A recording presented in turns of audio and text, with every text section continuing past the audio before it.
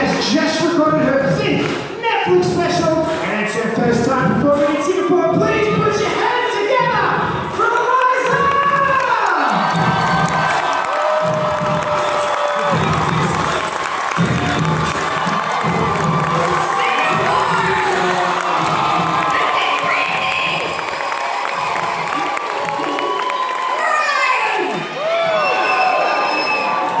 Thank you so much for coming out. It is so fucking hot. I don't know how everyone doesn't have kinky hair. Well, you're Asian, so it's all just straight. So that's fair. That's fun for you.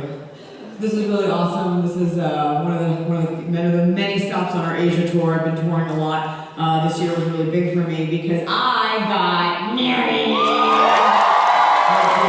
Thank you. I appreciate that. Singapore. I appreciate that positivity, that reciprocity. Like, I said something positive, and you gave me positivity back. I was like, I got married, and you were like, that's great. How old is she? But like, you sound. I think sometimes as women, we get nervous to tell people about personal good news because we're not always sure other women will be happy for us. What an honest note to start a comedy set on. Because it happens all too often. You say something positive, you're like, I got married, and what I'll hear back is, here on a mission to eradicate the usage of the word amazing from our female vocabularies. For this simple reason, I know what amazing actually means, okay? I know when a girl says amazing, she doesn't actually mean amazing. Say it for your fucking boyfriend, he's not listening, okay? When another girl says amazing, what she actually means is, oh my god, this isn't about me and I don't care and I'm a little bit jealous, but I want to make sure that I'm being a good feminist because everyone's watching me, but I don't care. It's more like amazing. That's what it means. There's your secret. That's what it means. But we all keep saying it. Why is that? Well, in the wake of Me Too and Time's Up, all of these important movements, what's come out of it is women policing other women. And we all walk around as women afraid of saying anything about another girl because we're afraid of getting called bad feminists. Like, quite frankly, other bad feminists. So we all walk around on this hype alert, like, I didn't say anything, she didn't say anything, you didn't say anything, I love all women are amazing, no one's ever made a mistake ever, white jeans are always a great choice, slay, bitch, just terrifying. Then if you say anything, some vulture blogger in the back of the room goes, like, female comment shames my choices by existing, self-care, blah, blah, blah.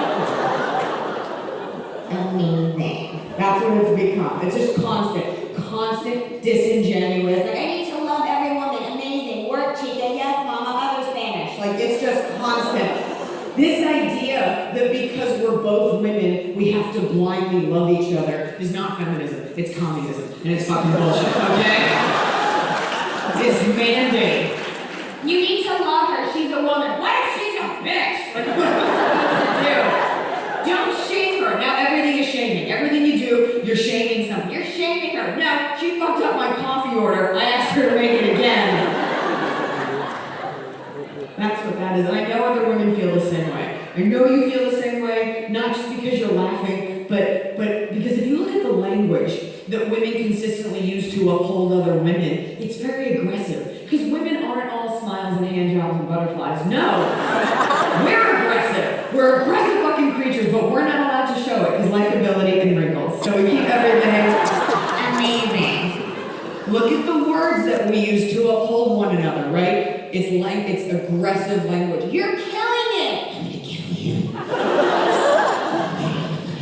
You're slaying it! I'll slay you where you fucking stand. You're murdering it, wrecking it, shutting it down in the name of the Dark Lord. Like, everything is just on fire. I don't have the energy for it, quite frankly. This idea that because you're a woman, you're supposed to be fucking pumped when another woman shows up. Here's what I can promise you, because I'm a real feminist, okay? I judge you on the asshole that you are. We go from there. So if you're another girl and you show up and you're younger than me, or you're prettier than me, or more successful, I don't hate you because you're a woman. I hate you because you're my competition. And life's a competition, so let's get it going. No, but it should just be a little bit more playful. And I don't have the energy to walk around constantly like, kill it, mama, you're working it, what a queen, oh my god, you're splendid, amazing. I'm already tired from doing all the other shit society told me to do. So if I see you, you're not gonna get the full like, amazing out of me. The most you're gonna get is just, because I'm tired. So I got married, and it's when you have to go on a. I married a chef. People need to know that. Thank you. Yes, cheer for me. It's amazing. It's so fun. It's so fun being like 5 pounds overweight all the time. It's so fun as an adult to outgrow your pants. It's so fun. He's a chef, and I was reticent to tell people I had married a chef because I think we have ideas of what a chef looks like now. First of all, you tell people you're married to a chef, and then I have to hear the other person, oh, I'm into food, I eat food, I have opinions on food. You're like, I have a food blog, I take pictures of my food with a flash so it looks like a snuff film. Everybody. Singapore government's like, do not say snuff film.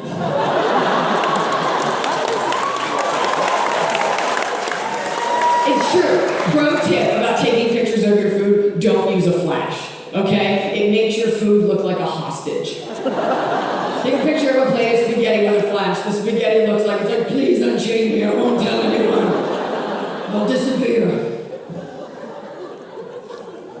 People always like to say that they're foodies. No, I'm a foodie, I'm a foodie. I'm like, no, you're just stoned and fat. Like, there's a difference.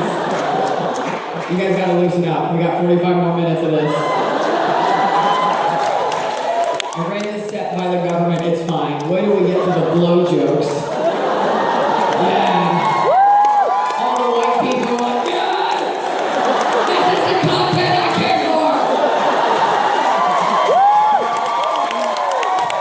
All the rich Chinese that moved here are like, yeah, she knows. She knows. Do they have the Food Network here? Do they show that here in Singapore? We've seen it. You know what? It doesn't matter, because even if you haven't seen the Food Network, you've seen the Food Network, okay? And it has informed the way that we view cooking. Like, being a chef has become a thing. When I was a little girl, I didn't know any boys that wanted to be chefs, let alone celebrity chefs. When your parents were coming up, there were no celebrity chefs. There were like 3 fat French guys and Julia Child, and like, that was it. You weren't a chef, you were a cook, and you were a cook on accident. You were a cook because dudes were coming home from Vietnam. We didn't know what PTSD was yet. They're like, Bob's acting weird, stick him in the back.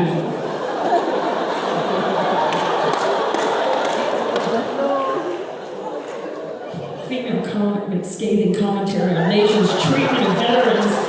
Accurate but painful. But we've all seen like Chopped. It's like a competition cooking show. Like, inside your wicker basket, you'll find a severed head and a grape. Make a frittata. Like, we've all seen these shows. And they always have the same types of chefs. You watch a competition cooking show, you see celebrity chefs, they always look the same. And I didn't want people to think that I was married to like an asshole. Like one of those like fully tatted, like bad boy chefs, like fuck my dick, just like tough, right? Like aggressive, peaceful tattoos. Like, these are too core and they fucking fight each other. Right? Gauges in my ears, they also measure out amounts of responsibly sourced tuna. Lick my dick, Karen. This is a knife. I keep it in my truck to do a fine chop on parsley. Also, murder. Just top. Wallet chain. There's always a sad story too. Whenever a guy looks like that, unapproachable, use your flawn. Whenever there's like a tough guy, there's always this sad story like, yeah, but cooking saved my life. And you're like, yeah, now. Chefs are the only ones that get a pass. You'd be a train wreck your whole fucking life, and then at like 21, the judge gives you can either go to jail or take an online lasagna seminar. And now, yeah. There's always a tough guy chef, and there's always a lesbian chef. There's always a lesbian chef that takes cooking like a little too seriously for this to be enjoyable. They're always posting up like, yes, chef! Yes. Unlock your knees or something. Right? They're always just like, no, chill. I'm in vegan wedding cakes. You need to relax your sphincter. Just like tough, right? She always got like a faux hawk and a bandana and food-related tattoos like salt, pepper, sugar, yeah. Right? Always a little thick, a little meaty, a little mean-looking, but she always got a dainty name like Charity because her parents weren't counting on having a pit bull for a daughter.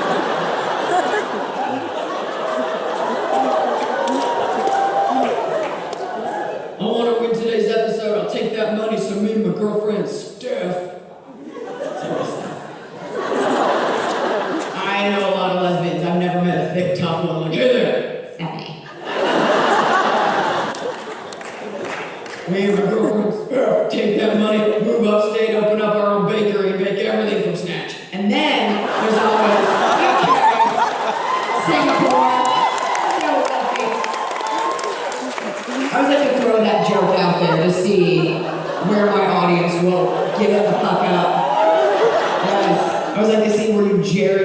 your morals for the evening. It's okay if not everyone understands what gerrymandering is. It's an American thing we do to make sure poor people don't vote. That's what that is.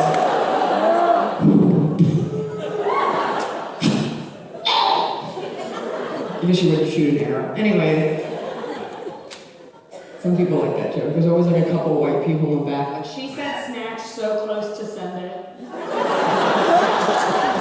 I didn't know we'd halfway around the world to hear this.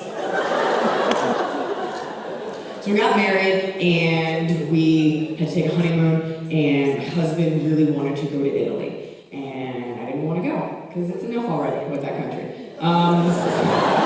There's like so many cooler places to go with tasty food, and he really wanted to go to Italy because he's a chef and that's like a food mecca. And so I said yes, not because I love him, but because like you can get alcohol pretty much anywhere. So we go.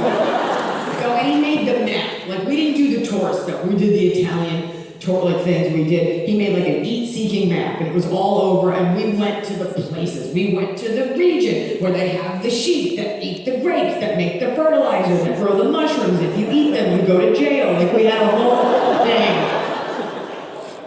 And on like day 5, I was like, I can't do this anymore. Like all we're doing is eating, and I'm just being carted around like a prize pig, which I am, but I want to participate, actively engage in this honeymoon. I'm going to pick a restaurant, and I'm going to order in Italian.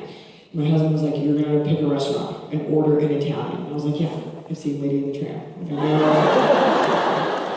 Dog's got spaghetti, how hard can this be? So we go, and it was important to me to pick the restaurant and order in Italian, not because I have a love of the language or Italian food, but for one simple fact. I couldn't stomach the idea that as an American, and there's a lot of people looking at us right now, asking, like, what is wrong with your president? Anywhere. But in the middle of Mumbai, you get out of the cab, like, what is wrong with your president?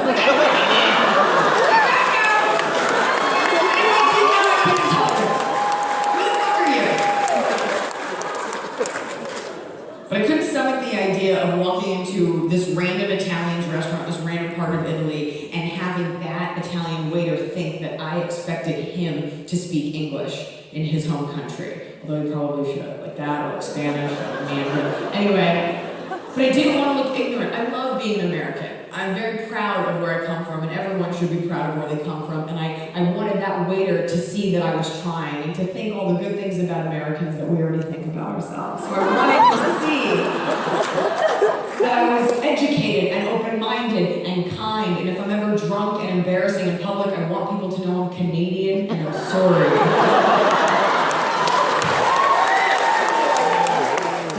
So I'm like all set to do it. I'm like, I'm gonna look amazing, I'm gonna look American, I'm so proud of me. The menu, it's an Italian steakhouse. I open the menu and I'm all ready to order, and I look down and all the steak was listed in grams.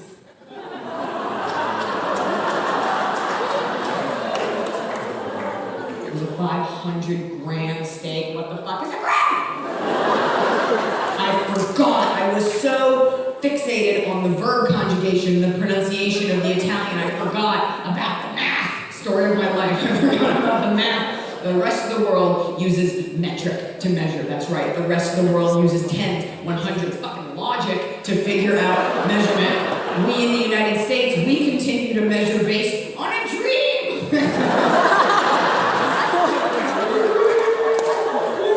Waiter's looking at me, my new husband's looking at me, I'm trying to look smart and worldly and represent for my country, and I'm staring, I'm trying to do the conversion math in my head, but my only frame of reference was like, okay, well, a gram of cocaine is this thing.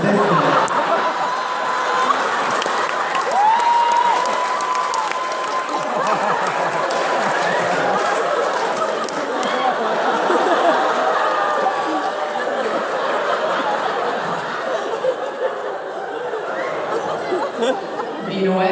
I'm just gonna do an 8-ball of steak. This day's all. Grazie mille. So I got married. I love my husband very much, but I have to tell you, I've had a year now to sort of ruminate on the concept of actually getting married, and I'm here to tell you the actual act of getting married, a wedding, is bullshit, okay? It's expensive. All the Asians are like, don't. Say it. It's expensive. It's not about bringing two souls together under the church and or state. It's about extracting your money from your wallet against other women and making you feel like you never did enough, okay? Everything's got a price tag, there you go. Everything is bullshit, everything is there to make you feel less than. And I will tell you what, Singapore, I paid for my wedding personally. So you can best believe I took a red Sharpie and I went through this litany of required bullshit for a wedding. And if it didn't involve me taking off my shoes, drinking tequila, or listening to George Strait, we did not fucking do it. That's right, Singapore. The theme of my wedding was feminism. No one had a good time.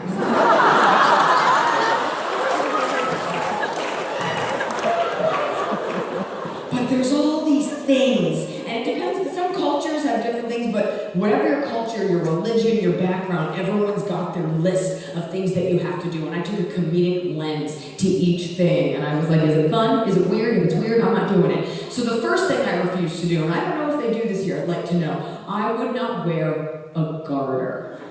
Do they do this in Singapore? Who's Singapore? No, they didn't do it in, where was I just confused? I didn't know, okay, thank you.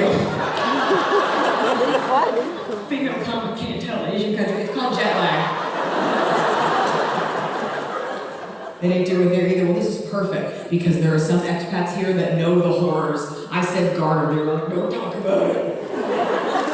This will be good for those of you that are unaware of what it is. A garter is a Barbie doll scrunchie. Okay? Forged of the finest polyester lace. Comes in one size, Singapore. Shame. This is part of a rich culture of body shaming women in America, okay? It's this big, and you, on your wedding day, girls, among the 1 million things you're also in charge of, are tasked with taking this Nouveau ring. Add that to the Google list with George Strait. Okay. And hoisting it up your leg. God forbid on your wedding day we give you a break battling your body and be like, What, this goose choker? You can just wear it here. You can just wear it here where everything tapers. no, you gotta negotiate it up there. This thick ass traffic jam of just ice cold fat and dinner. All the Asian girls are like, we don't have that there.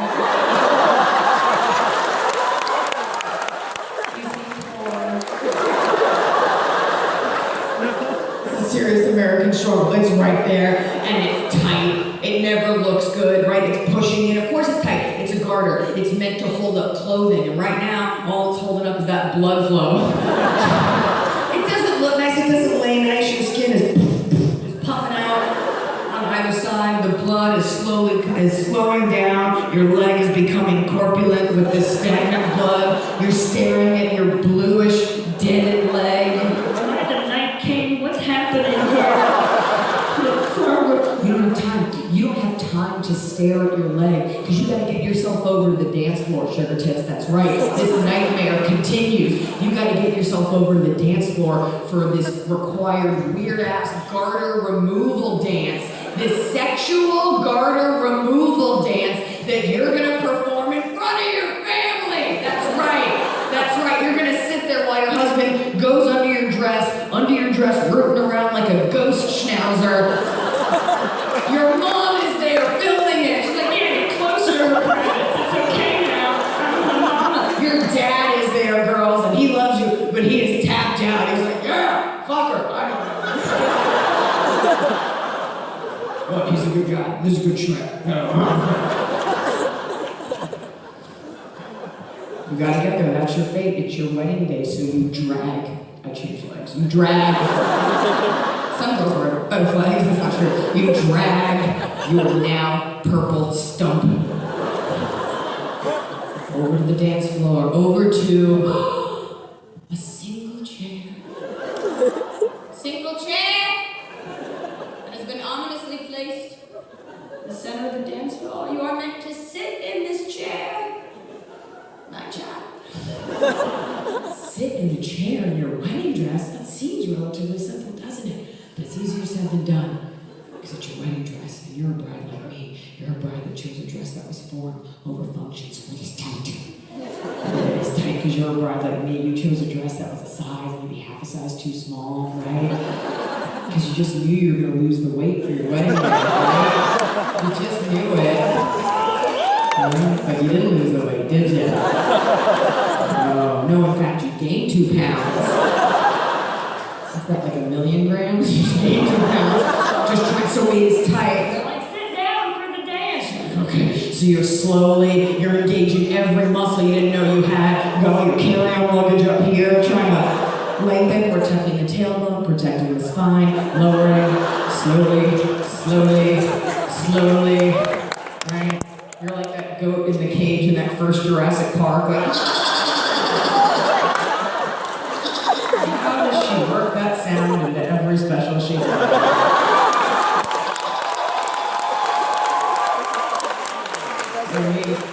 You're lowering yourself down slowly, not exhaling, because you're cognizant of not making a one female-based sartorial mishap, okay? That there's no recovering from. You're a girl, there's a lot of clothing we have to wear, a lot of apparatus, a lot of things, a lot that can go wrong. You can snap the bra strap, pop a button, break a heel, whatever. But the one that's the worst, and it's happened to a few women, but the pain of their experience is echoes throughout steam rooms for millennia. There's no coming back. You'll never feel feminine again if you burst the back of your... You won't like me when I'm married.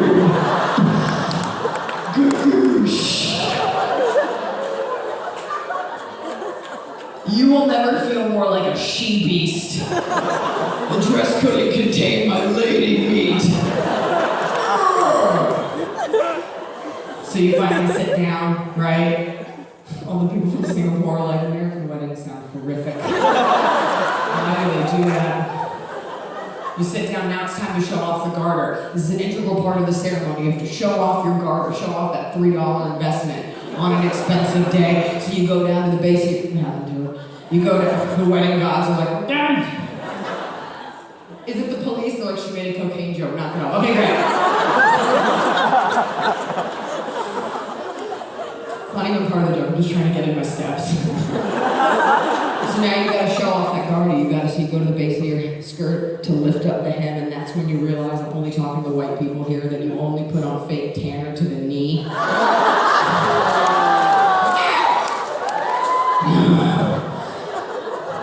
But you're brave about it, right? So you go ahead and you stick out your little leg, you stick out your little orange and white creamsicle leg. So brave, so strong. And you wait. And I believe what is to come next is ostensibly your first real test as a married couple. But like most things in life, of course, the onus is on the woman to pass the test and make both of them look good. Because it's your job now, girls, to sit there, legs open, waiting, and stare and remain turned on and excited at your choice in husband as your new husband emerges from the smoke of the DJ lights, dripping sweat, crawling towards you.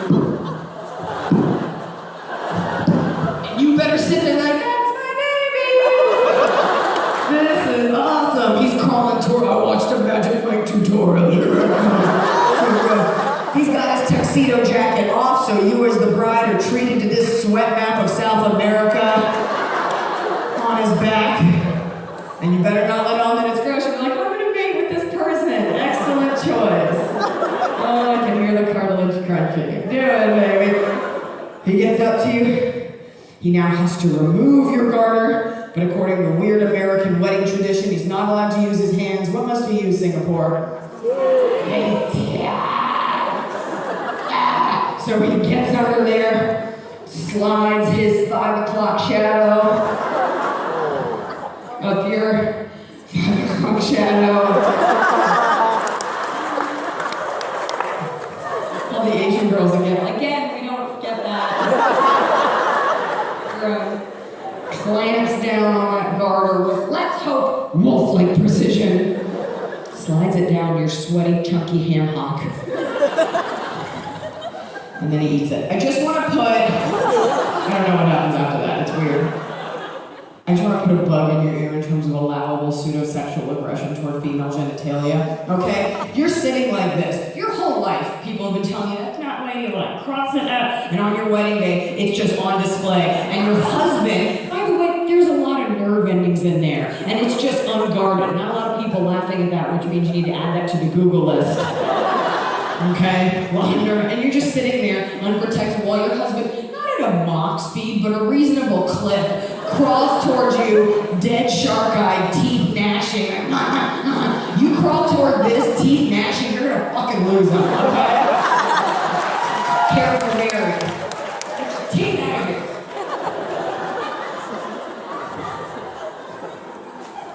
So no garter.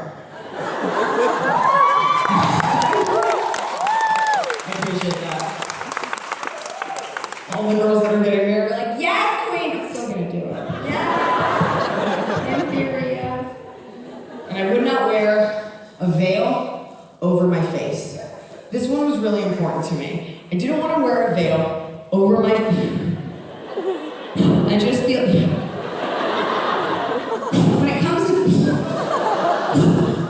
I didn't want to wear a veil over my face because I wanted to see what was going on. The wedding service is the most important part of the entire thing. The party's nice, but this is the spiritual part. This is the legal part, more importantly. And I want to see what the fuck is going on, and I can't. Just shrouded in mystery. What am I, fucking John Cena? You can't see me, but what is this? I did all the work, okay? Female comic assumes gender roles in a matrimony. I did. The girl did all the work, okay? Because only women have the mental capacity for the fucking minutia that goes into planning a wedding. That's right. I did everything. I'm the one for the last year that's been cage fighting my mother over buttercream versus French vanilla color. Like, I'm the one. I did everything, and I don't get to see any of it. My view is obfuscated because I'm a woman. Homeboy did nothing. And because he's a guy, he gets an unobstructed 360 view. Here's a novel idea. Put the fucking veil on the boy.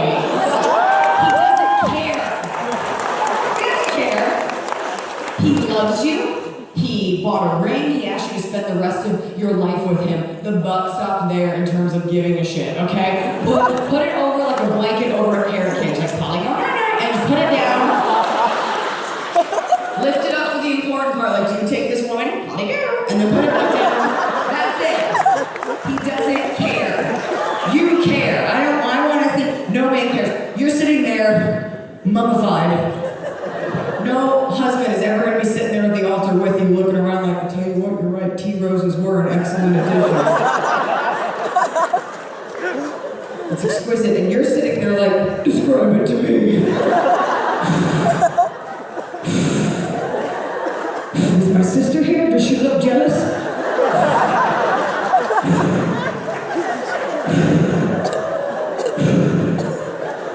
I'm just a humble beekeeper, but one day, when I emerge from my wedding hurt locker, I too shall know. I don't like it. I don't like the idea. I don't cover my face. I don't cover my face in the name of tradition, expectation, or fashion. That bothers me. Moreover, yeah, that's true for me. Moreover, I think a bride, if I describe to you a bride, independent of the context of a wedding, a bride is a very creepy thing. If I describe to you a bride, you could be super creeped out by a veiled woman.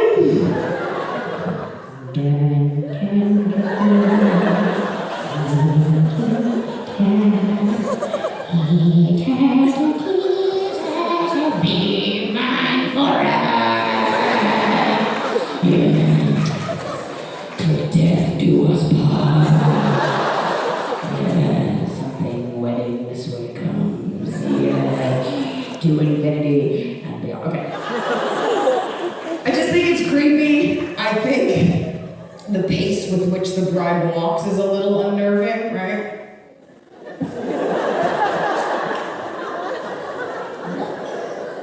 You don't see this gait independent of a haunting. However, the bride walking slowly to you is the least terrifying of the options. Because what's creepier, Singapore? A veiled woman, Jerry, or this running at you?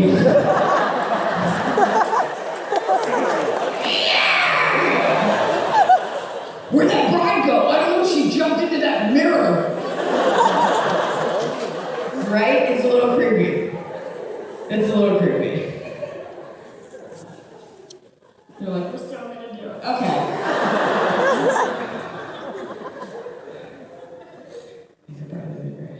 The thing, I also feel like, I don't know, 2 hours in hair and makeup just to be like, all right, let's get you covered up. Cover that shit. If my mother, who's the most important person at the wedding, let's be honest, if she really wanted me to wear the veil, if she paid for any of my wedding and had an opinion, if she really, that's the other thing, you pay for it. Like, I'm wearing a bikini down the aisle. If she really wanted it, I would have done it. Like, if that was her thing, and she was like, I wore a veil and covered my shit up, okay? Your grandma wore a veil, your grandpa wore a veil, we're a progressive veil. if she really wanted it, I would have done it, but I would have had an attitude about it. I would have done the veil, and go down to the thing, and then be like, you kiss the bride, he'd lift my flower, and be like, you know it's me, motherfucker. You know it's me. We Ubered here together. I watched you hit split fare.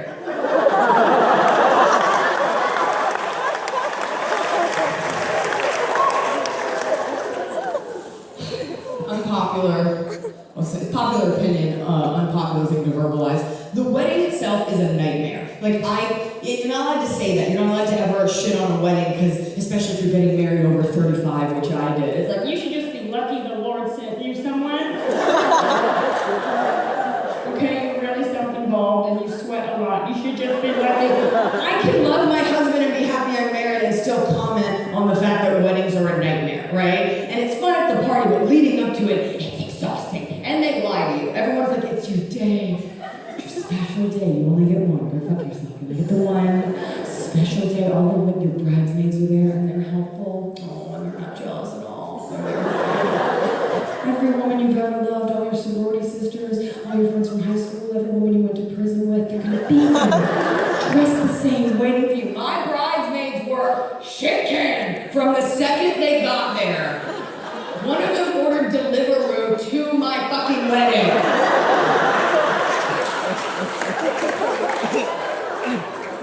My sister was one of them, half-sister. She showed up, bridesmaids dressed, and immediately spilled ranch dressing on her. You guys don't have ranch here, so, but it's gross. What would be the equivalent of, you know, glue? You glue. Just put some herbs in it, and then America's favorite ingredient, processed corn, and put it in an IV bag. That's ranch dressing. All over her dress. This dress hanging in a closet for 6 months. She walks in like, congratulations, do you need anything? I'm like, I need you to get a fucking muzzle and get out of my sight. So all these things that go into it, and I understand everyone. You should get married, of course. Everybody wants to get married. You gotta go through it once to realize how exhausting it is. But there's all these things. The planning is exhausting, but let's forget the planning for a second. Let's just talk about the day you're getting married. What did you do on your wedding day, right? What did you do, girls? You got up early with the sun? Up at 6, like when your dad gets up? I just want to live every moment. Right? You meditated for like 5 minutes in the headspace. That was really hard. You went, like that was the day you became Zen. For 6 minutes, I wasn't filled with rage. You did that, and then you went and you worked out. Like it matters, right? First of all, you're married, so you can relax. But second of all, don't work out day of. You're not going to lose any weight at the buzzer, and that's why you're doing it. Okay, you're just sitting there like, please, it's not going anywhere. Then what did you do? You got a facial, and a massage, and your nails, and a colonic, and a hyperbaric chamber, and a situation room, and a shame cone, and a silence corner. You did all this shit. Breathing into a bag, you're nervous, you're angry, you're scared, you're happy, all these emotions. You know what your husband did on your wedding day? He woke up like whenever. Went out for lunch with his buddies, something tasty and fried. I can be fat, I'm a funny guy. It was fine. Then he went for a haircut on the day of the wedding.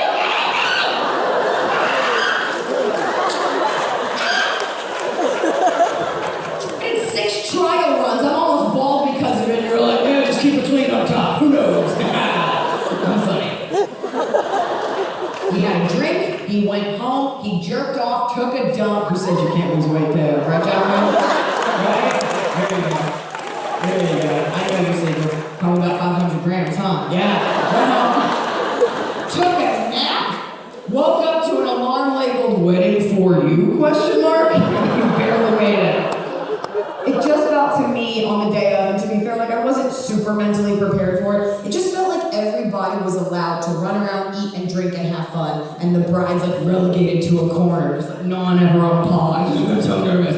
And it just felt like everybody was having fun but me. And there's so many things you don't realize the detail. If you want a wedding that's successful, you have to plan it. And I'm talking every minute. You would think people would understand logic at a wedding. You would think it's like, Okay, they said I do, and here, the religious room, and just across the hall, we got tables with food set up. Can you guys just go in there? Can you figure out how people are like, where do we go? Just go right there. That's the bathroom. that's a wall. Just go right there. They're walking into walls like Sims. Get in there. Take a bamboo stick like you're hitting a duck. Go. So you have to plan it. You have to plan every moment. It does not happen organically because people are fucking retarded, okay? I'm like far away from America, so I said retarded. Okay. Oh my god, female comics everywhere. But they are like mob mentality. People get really stupid when they're in groups, but not us. Like we're fine. Like this is different. This is amazing. This is different. So like any moment you want. For example, okay, so if you want to be the couple that gets announced by the DJ, meaning you got married and now everyone's seated in the party room and the DJ announces you when you come running in. If you want that moment where the DJ is like, For the first time, Mr. and Mrs. Raccoon. And you're like, it's us. if you want that moment, that means you have to create it, meaning while everybody's migrating to the party room, you have to go somewhere. So you have to go to like a closet in a fucking Grand Hyatt, sign away your goats for his chickens, take the wedding picture, all while people are migrating. But they can't just migrate, you have to provide stimulation. You have to provide another cocktail hour for them because you're going to be taking pictures and signing away your life for like 45 minutes. So you have to provide a cocktail hour. It's like a third event that you've planned. Like the pre-game cocktail, the party, and then this. And my wedding planner was like, so while your guests are moving, did you want to do like an oyster bar? And I was like, do I get to have one of the oysters? She's like, no, you'll be in the closet signing away. I was like, I don't get the oysters that I'm paying for. She's like, no. I'm like, they can eat corn dogs and wait in their cars. I'm tapped out.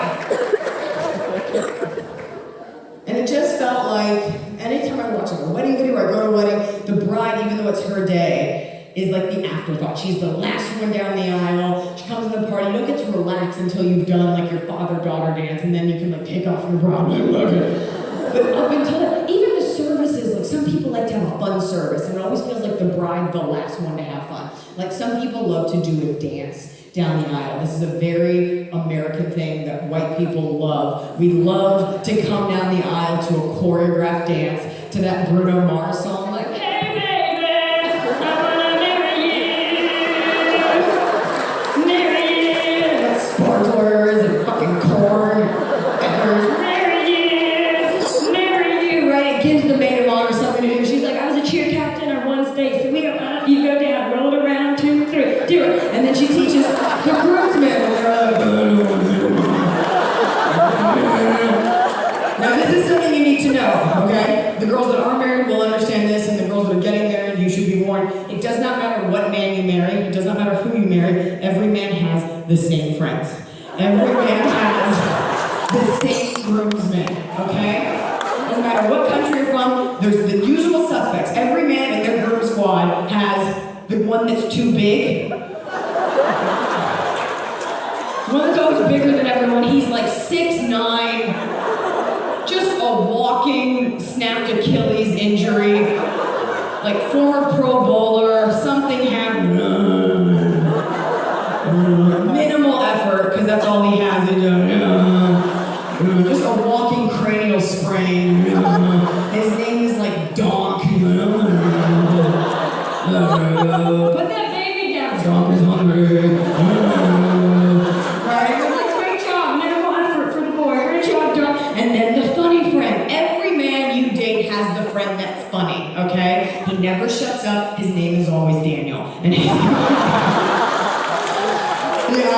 and it's his turn, and Daniel feels really repressed comedically. He wants this to be his moment. So he's doing the dance, but he breaks away, he does like a little shimmy. And the crowd laughs, and he's like, oh yeah, more shimmy, more, yeah, more, it's not my day, but who cares? He goes up to your grandma, yeah. And you're laughing, he hears that, he's rock hard, he's like, yeah, it's me, I'll give him the sprinkler, and whatever the hell this is. Everyone's dying, right? The bride's in the back, like, what the fuck is going on in there? Everyone's dying, and then they always turn to me if I'm in the audience. People are like, oh, Iliza, isn't Daniel funny? Isn't he funny? Isn't that funny? He should have been a comic, huh? He's so funny naturally. Isn't Daniel funny? He should have been a comic, yeah, and he could have been. But something happened his senior year at Duke, and the girl never woke up. It turns out it wasn't his fault, wrong place, wrong time. He had to defer for a year, so his parents had put together a legal defense fund. He didn't have to get the degree that he wanted because he had to defer for a time. He got the credits at some community college. He was going to be a CPA when his dad wanted to be a comic. Marry you!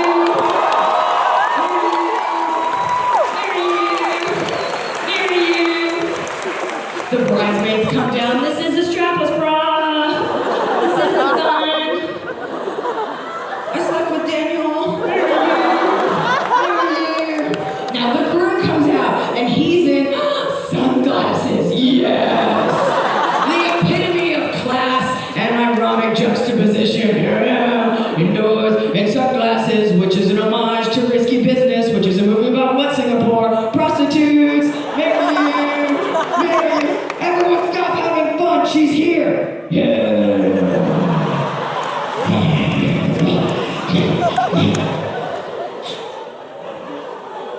So you all had so much fun watching that wedding, and everyone else had fun coming out, and the bride was the last one because she was sitting in a swamp, and she just got here. I just want the bride to have as much fun as everyone else did. So I have a plan. I have a proposal. Oh my God, that's so wrong. I have a plan. I just want that right now. So for brides to have more fun at weddings, okay? If I tell you my plan, will you do it?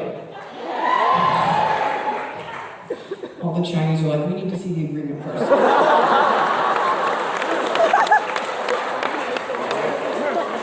Negotiations are best if each party gives up something. Okay, well the Americans are like, fuck yeah, we're with you, okay. You also have to do it because it was in your life, you should take the agreement. Okay, so, here's my idea. Okay, so my idea for brides to have more fun. This is my PowerPoint presentation. Okay, girls, do you like science? Yeah, STEM. Great, okay. That's the big acronym we push now, STEM. For every little girl. Go get involved with STEM. Go code us a solution. This shit's on fire. Go do it. Fix it. I loved science when I was a little girl, but I was really bad at math, so there goes your life. I loved it so much, my teacher was like, well, you're not good with chemistry, so why don't you go make the scientists laugh? And now, because we need all of this help, any little girl is like, you're a gifted dancer, but you need to go type something or stamp something or use a petri dish, just fucking figure shit out. Go stamp. Little kid's like, why don't you go stamp? I'm like, what'd you say? I can't go stamp, okay? I'm too old to relearn long division. You have to go. It's too late for me. I can't do 15% in my head. You have to go and save us. What does STEM stand for? Science, technology, and go fucking STEM. I will start the fire. So here's my idea. Okay. I know it stands for engineering and math. Don't DM me. Okay. I got like 12 Indian girls after the last show. Like, actually, it stands for engineering and math. Okay. Thank you. Don't let the hair color fool you. No, down. Let it fool you, it's a bigger surprise. Okay, so, here's my idea, okay.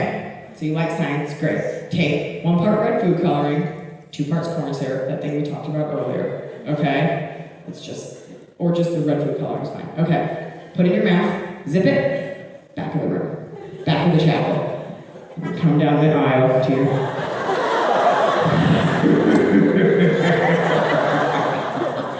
Dun, dun, dun, dun. This is gonna be metal. Hey, take a tea. he lifts your flat.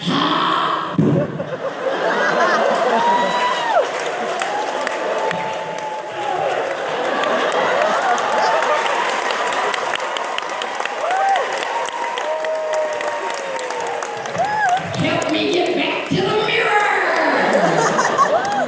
Yeah!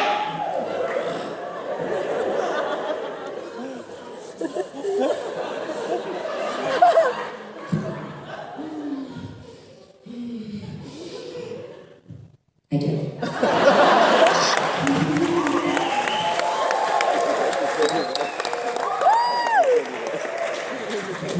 The big question, and this is for the men in the audience, but keep in mind, gentlemen, it is a rhetorical question before you yell out your gem of an answer. This is a pre-scripted performance. Honestly, I definitely did not have the Chinese jokes written before I came here. The question to you is, why? Why would you ever want to cover your girl's face? All the guys are like, we don't. We didn't say that we did. Look, I'm not heckling her. I'm not heckling. She's yelling at me. I don't want to cover her face. She wanted to wear a veil. It was her wedding. I said, what are you getting mad at me for? She's the one vilifying me. Oh my God. I don't care what you. I gotta take a piss. Get up. I'm not gonna stand there. Get up. Get up. I don't care what you. You know what? I don't even. These were a Christmas present for her. I don't know who you are. So. You said this was going to be about peacocks and baby legs, and so far, I watched an 8-year-old clip of her on Comedy Central. I thought that would be what we saw here. Her face, gentlemen, is a big part of the reason you're with her. What about the tits? For sure, Singapore. Do you like how I make Singaporeans sound like they're from South Florida? What about the tits? For sure. In fact, that should be an integral part of the veil lifting ceremony. But the girl's in control. So the guys are gonna kiss the flat, he lifts your flat, and then girls go,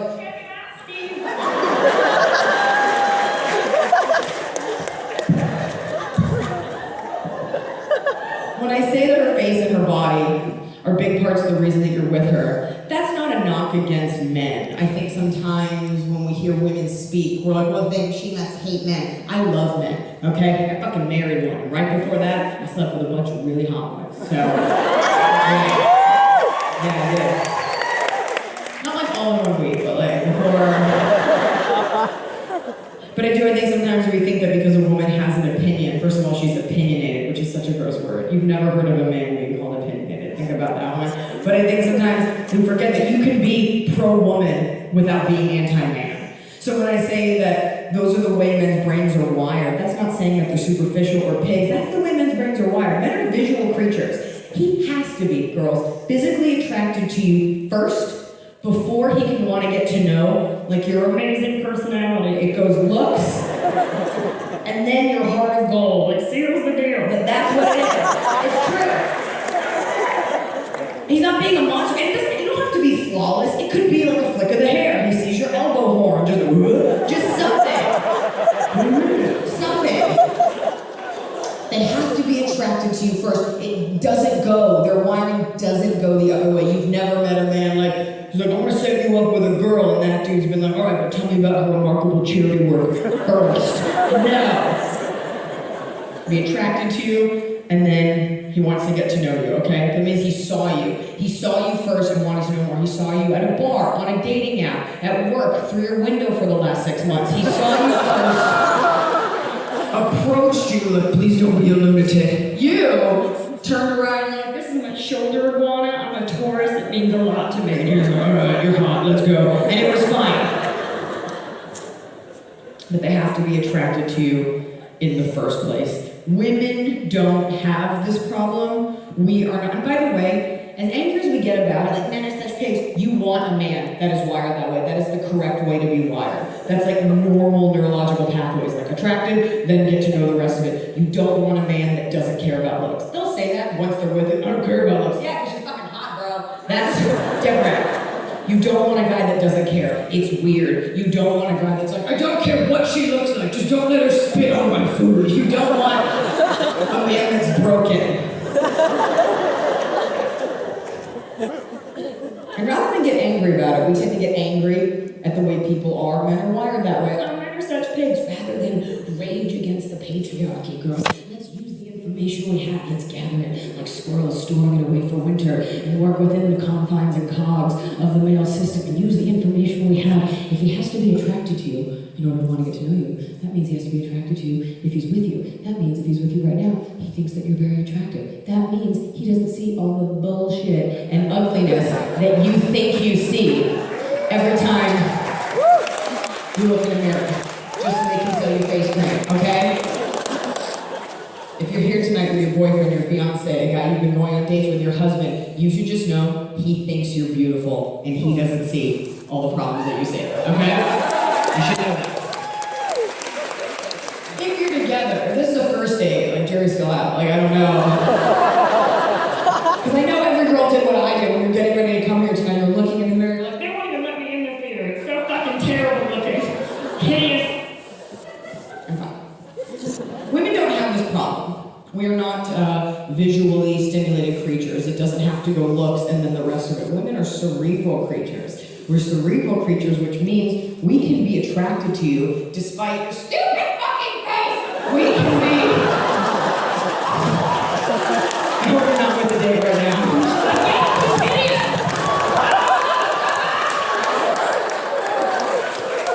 Every woman in this room, you could be with him right now. Every woman in this room at some point has dated a man less attractive than she simply because like he makes me laugh.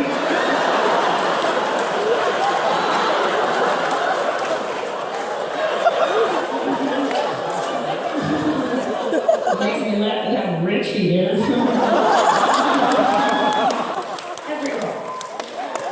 Every woman in this room at some point has dated, loved, married, gone out with an absolute fucking hobgoblin. Simply because he's real good with business or some shit. Like those are attractive things, and there's this weird allowance we get as women where you are allowed publicly to admit the man that you're with is ugly, but that's real sweet. Like you're allowed at a dinner party, no one will bat an eye. If you're like, Sean, I don't know, look, he's no Brad Pitt.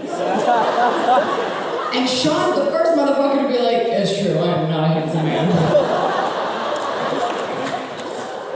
But I own a boat and I'm fucking her, so yeah.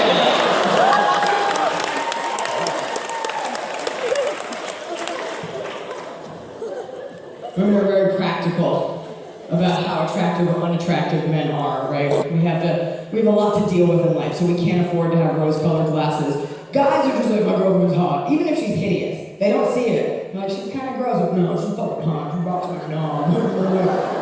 Women, you'll hear women all day just be like, my boyfriend, look, he's ugly hot. He is so good, but I think he's got this tooth in the back of his throat. I love it. I get in there, I lick that tooth, and I love it. He has a little leg right here. It never grew in. The third leg, and it just makes put that baby toe in that baby toe. Love it.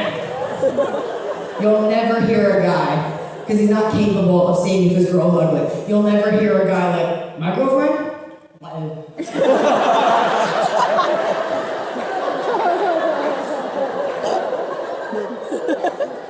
Sorry, I was just thinking about her smile.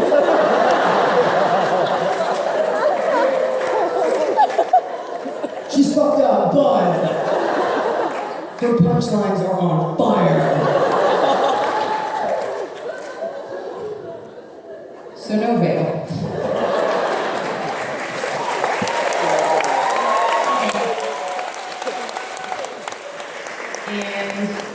And the last thing I did not want is I did not want a bachelorette party out at a bar.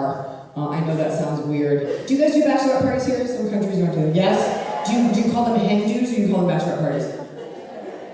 I have no idea. I'm a sitter.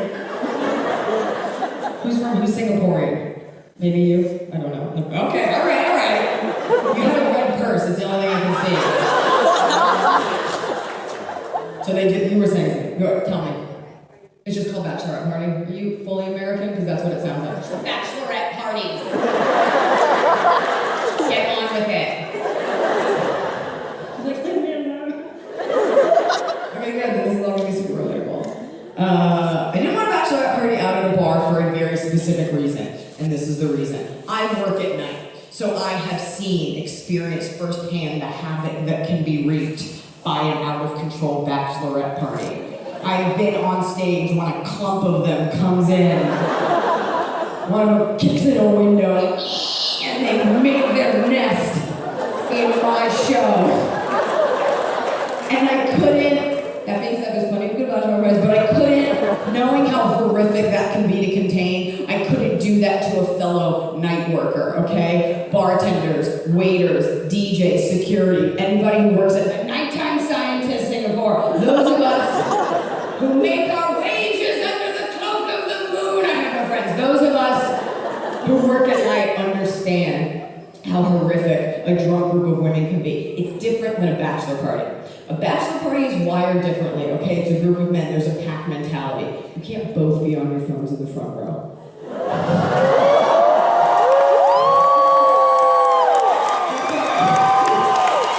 You've got a shirt that says NASA. It doesn't take a rocket scientist to realize that's terrible.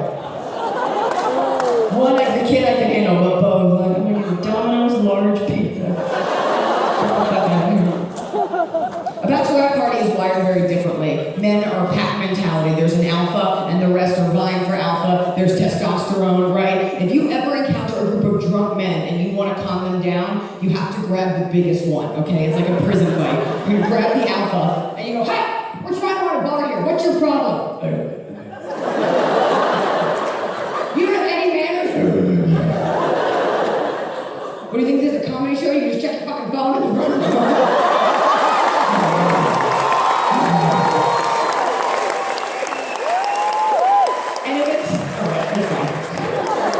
And if it's a grown man, you go, you have a mother? Does she know how you were raised? No, I'm so sorry. You get out of here. I'm gonna bop you on the nose. Don't bop me on the nose. It's okay. And you bop and then like, get out of here. And then he's like, I'm sorry. I'm leaving. Okay, let's go.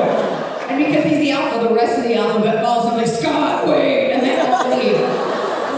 You can't do that with women. You challenge one woman, she'll be like, I have a fucking right to party. Don't touch me. You can't. You can't bop them. You can't yell at them.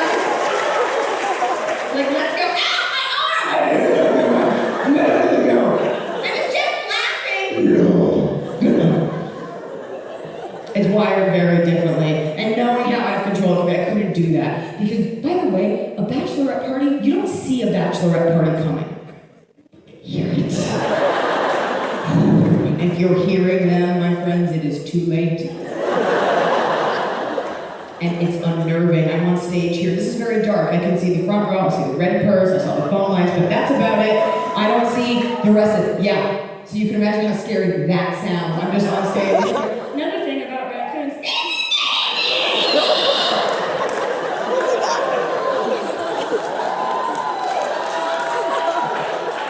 I think they're already here.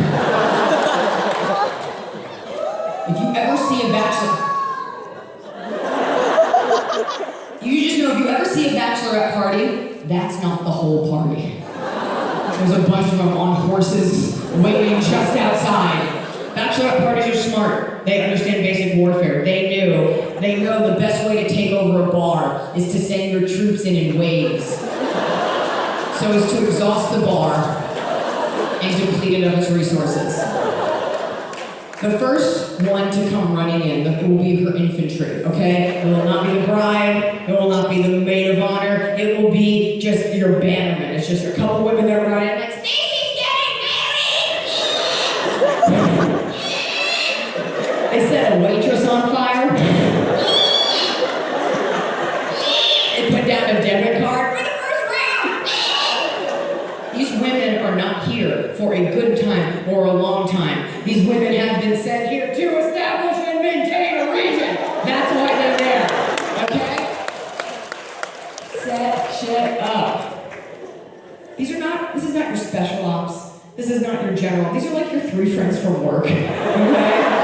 Trying to be included. The next one to come in is the one you fear because this is your general, otherwise known as Stacy's best friend, Amanda. I am Stacy's best friend since the 3rd grade, a fact that I shall lord over you every time I feel left out of a conversation. Stacy's my best friend. We've been to Cancun many times together. We have many memories and inside jokes, the likes of which you will never experience. She's the one to be married, but in many ways I feel like tonight is about me. I'm the one who sent the Evite. I'm the one who reserved the table. I am in charge. And before we ride together, I must ask you girls, will you Venmo me $500 so we can have a Yes, it was 400, but Barbara dropped out. Yes! Before the evening commences, I wish to open with a quote from General Patton. To go boldly into the... Morgan, drink some fucking water. I am not joking. Yeah! The bartender's like, you can't have a horse in here. Very well. If I give you my phone, will you charge it behind the bar? Silence! The time has come for you to receive your bride.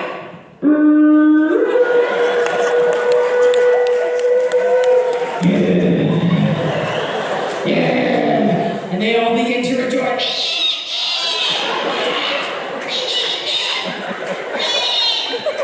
Just a zombie horde of women. One's missing a femur. We know your friend's getting married, okay? Quit screaming, you fucking banshee. We know. She's getting married, we can tell, because she's the only one covered in dick.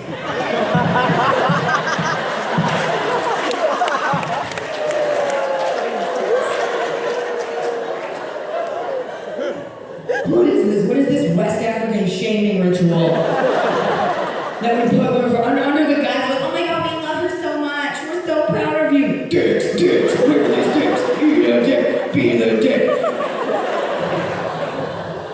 My issue, did you glad you paid attention to the dick part? He was like, yeah, dick joke. My issue isn't the shrouding of women in teeny weeny Party City Peony. My issue isn't the ritualistic drenching of women in small plastic commemorative peni. My issue is the lack of reciprocity at a bachelor party.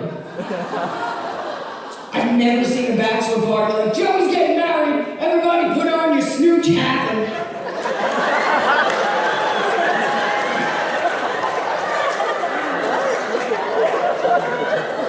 It's so tight, bro.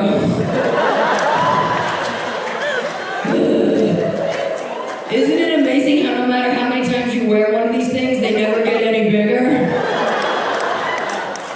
Just something we tell girls to make them feel bad about exploring their own sexuality. In closing, of all the things I did not want for my wedding, bachelorette party, the one thing, of course, that we did do with my friends threw me a bachelorette party at a bar, obviously. Where are we gonna do it? Oh, the library. So, go to this bar, and I'm with like these 4 other women, and these are not just random girls, these are some girls I'm related to, my best friend forever, women that I have grown up with, that I've gone out with, that we've been through heartbreak together, like these are like sisters to me. And we walk in the bar, and it hit me really hard that night that like, our journey together, that part of our life where we're going out, we're trying to meet guys and do all stuff, for me it ended that night. We'll still be friends, we still have all the memories, but like when you get married, you're like, it won't change. It does. You get a little bit heavier, and you go out. But your need to go out and like see what's out there, it fades because you have someone. And I can still go to bars, if my husband says I can. But that part of it is not as fun now. It was a thing that we did together and it stopped. And I was hit by that because these are women I've known my whole life, and I thought there's something kind of spiritual and poetic about the notion that we have our bachelor and bachelorette parties at a bar. There's something kind of sweet about the idea that you are in effect picking up the lifeless ashen body of your singlehood and laying it to rest where it was born, in a shitty bar. So I was standing there, I was looking around, and there was a group of girls there, same amount as us, 5 of them right there, and they were like in their 20s. And I was just staring at them, because they were hot, but I was staring at them because they were us. And I remember being them, and I remember being in my 20s, and I was like, I got shit figured out. And you can't tell someone in their 20s that they don't because you think you do. And I knew so much about dating and being in my 20s. I wrote 4 fucking Netflix specials about it. I knew a lot about that. And it hit me like a ton of bricks that like that chapter was over, and I was watching them and how confident they were, but it's a different kind of confidence confidence you get as you get older, right? When you're younger, you're hot, and there's a lot of collagen, you're angry, when you're older, it's a different confidence. You don't put up with shit. Men get angry. They shit on women as they get older. Like, oh, you're too old. Part of what they don't like about girls over 35 is that we don't put up with garbage, okay? Because we know better. You've been through it. What's the point of getting older if you're not wise, right? When you're younger, you don't realize that you'll put up with stuff. You will put up with a cute guy being like, oh, how many guys you slept with? After 30, nobody's asking you that. Nobody's asking you that because the answer is gross. No, but nobody asked that, right? I was at a bar the other night, some guy walked up, he was like, hey, and I was like, I don't buy it. And I just walked away. You do more things with more confidence as you get older. I don't go to bars alone, but I sat at one recently alone and had a drink and it was fine. If you're 20 and having a drink alone, you are being trafficked. Like, it's just not something... You guys are sick. You're the only crowd that's ever laughed at that. It's an epidemic! And in your 20s, you're so close, you think these are your best friends forever. Like, we went to college together, we're in the same apartment complex, we have matching dove tattoos, look at that, put the dove, you got she's my best friend, you go out, you might miss that, text me when you get home, text me when you get home, no boys, let's get pizza, we're gonna be together forever, text me when you get home, we are home, that's right, we live together, roll over, like you're and you make this pact with your sisters, with Julie, you don't have time for that when you're over 30. You have shit to do, you're exhausted, you're fighting gravity, like time just takes over. I love my best friend, haven't talked to her in 8 months, hope the baby's okay. No fucking clue. Because we all have our lives, right? When you're younger, you go out, think of the amount of time you've wasted. Because every girl has like, your girl group, you got this one friend that like doesn't adhere to your girl code. Like, we're gonna stay together. There's that one friend that's like, I'm just gonna go talk to him. You're like, come back, come back. And then some fucking gorilla's like, come on, your friends are being bitches, let's go. I'll tell you about my company, Herbalife, let's go. You're out too, and you gotta spend your night wrangling her and like, sorry, you can't have her. He's like, what's your problem? She's like, she's not even awake, like, come back. You'll do anything. When you're younger, you're spending your time at a bar protecting her. We will do anything when we're in our 20s to protect one of our fallen. Like, we will form a phalanx around a girl, like,